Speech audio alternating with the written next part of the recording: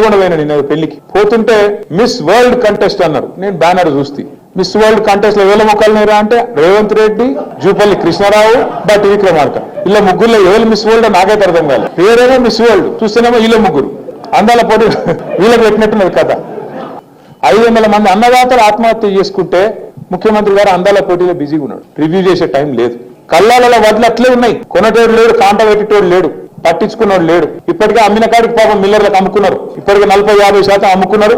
ఆడనో ఇన్నో 10% 20% కొన్నారు. ఒకటే పనులున్నది ప్రభుత్వం మొత్తం. కమిషన్లు కమిషన్లు కమిషన్లు, 20% కమిషన్లు, 30% కమిషన్లు. మొన్న ఒక మంత్రి గారు చెప్పారు, మీరు విన్నారు, కొండా సురేఖమ్మ పుణ్యం కట్టుకున్నది. ఆఖరికి ఒక్క మాట మాత్రం నిజం చెప్పింది. మా ప్రభుత్వంలో ఫైళ్లు కదలాలంటే మంత్రులు చేయి దర్పందే కాదు, కానీ నేను ఒక్కదాన్ని మాత్రం మంచిదాన్ని మా వాళ్ళందరూ లంగాలని చెప్పింది. ఆమె నిజాయితీ. ఆమె సంగతి నాకు తెలియదు కానీ మాట మాత్రం చెప్పింది, కుల్లే చెప్పింది.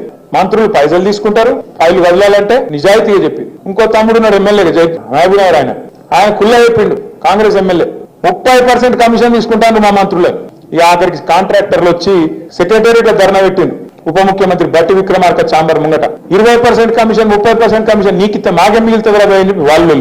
అందుకే ముఖ్యమంత్రి ఏం చేసిండు, కేసీఆర్ గారికి కమిషన్ నోటీస్ లేదు, కాళేశ్వరం కమిషన్ నోటీస్ లేదు. నిన్నో కథ ఇక అది రాగానే మిగతా మరిగిన పడతాయి. కేసీఆర్ అంటే మొన్న ఎట్లుంటుందో వరంగల్ చూసిరు కదా మీరు.